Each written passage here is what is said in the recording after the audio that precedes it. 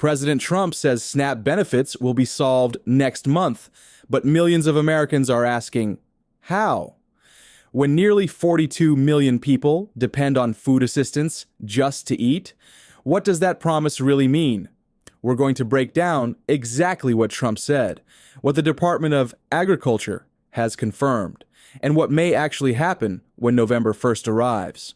So if you receive food stamps, or know someone who does, pay very close attention, because this update could affect your grocery money, your family's meals, and your financial stability in the next few days.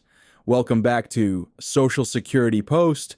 We explain complex benefit updates with clarity and facts, not rumors. So before we continue, please hit that like button, subscribe, and stay tuned till the end, because we'll explain what actions you can take right now to protect your benefits. Let's start with what President Trump actually said. During a press conference, he claimed that SNAP benefits will be solved for next month. He insisted that the problem would be taken care of, even as the government shutdown continues to squeeze federal agencies. Now, that statement came at a critical moment. The U.S. Department of Agriculture, which runs SNAP, warned earlier this week that without new funding, no food benefits can be issued starting November 1st. In their own words, the well has run dry.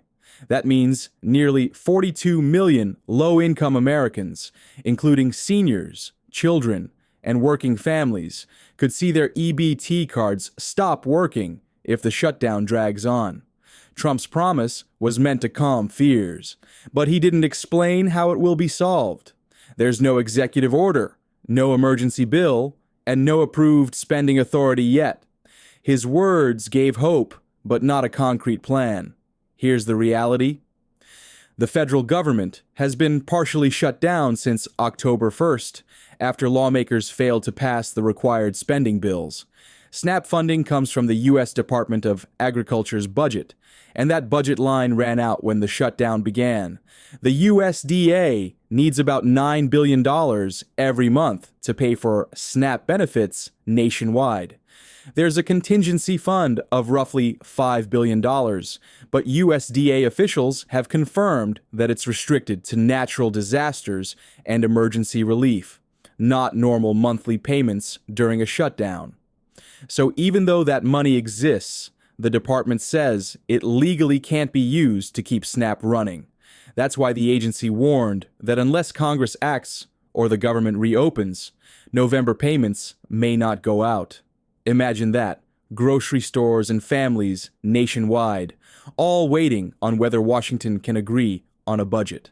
That's why Trump's statement drew so much attention.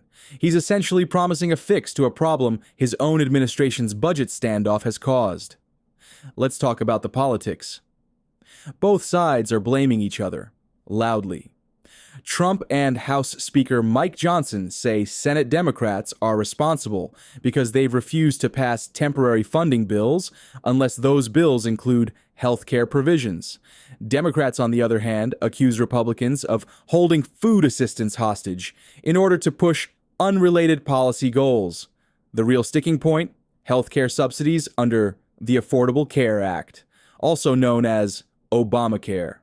Trump called it a disaster and said, when you see the increases in Obamacare, it never worked and it never will. He insists a new bipartisan plan could deliver better care at lower cost. But while Washington fights about health care, food aid recipients are caught in the middle. Lawmakers like Senator Josh Hawley of Missouri have warned that millions could lose food support within days. He wrote in the New York Times that America's true wealth is its generosity, and that Congress should pass an emergency bill to protect SNAP immediately. Democrats are furious. Representative Rosa DeLauro, who chairs the House Appropriations Committee, says the administration's refusal to use the contingency fund is likely illegal. She argued that Congress specifically designated that fund for SNAP emergencies, and that refusing to use it violates the intent of the law. But USDA secretary officials counter that using the contingency fund this way could break budget rules and that it's not legally available during a shutdown.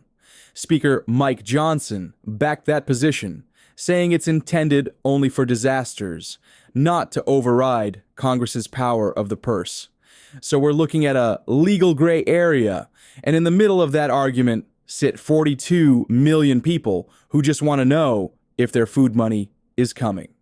Let's be clear, this isn't just about politics. The SNAP program pumps billions of dollars into the economy every month. Analysts estimate that every dollar spent on SNAP generates about $1.5 in local economic activity. If payments stop, grocery stores, farmers, and trucking companies will feel it almost immediately. Many retailers rely heavily on EBT transactions. In some rural areas, up to 1/3 of all grocery sales come from SNAP benefits. On a personal level, the average household receives roughly $187 per month in benefits. That money pays for essentials, bread, milk, vegetables, baby formula. Without it, families may have to choose between food and utilities. Food banks across the country are already preparing for a surge in demand, but they admit they can't replace federal funding at that scale.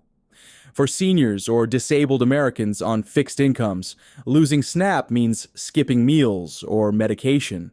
It's that serious. So, what exactly did Trump mean when he said SNAP benefits will be solved next month? There are three possibilities. First, the simplest, the government could reopen before November 1st.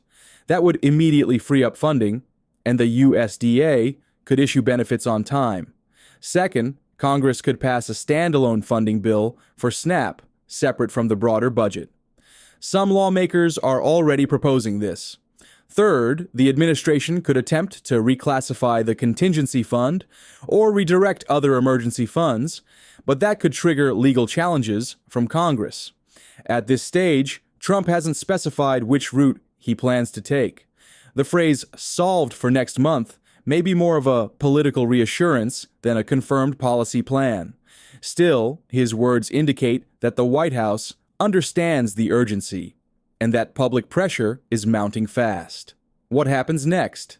If the shutdown ends in the coming days, SNAP benefits will likely resume quickly, possibly with some catch-up payments for any delay.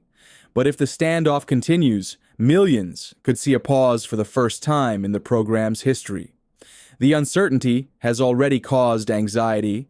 Families are rationing groceries, and retailers are warning of supply disruptions. Economists at Moody's say a full month without SNAP payments could shave as much as 0.2% off GDP growth in the fourth quarter, simply because millions of Americans would spend less on food. In other words, this isn't just a social issue, it's an economic one. Food insecurity rises, consumer spending falls, and small-town economies get squeezed. Trump says he'll solve it, but time is running short. Before you go, drop your thoughts in the comments. Do you believe Trump can actually solve SNAP funding for November? Should Congress pass an emergency bill just for food aid? Let's discuss below. Your experiences help others across the country understand what's happening on the ground. Thank you for watching Social Security Post. Don't forget to like, subscribe, and click the notification bell so you don't miss future updates about SNAP, Social Security, Medicaid, and every program that keeps millions of Americans afloat. See you in the next video.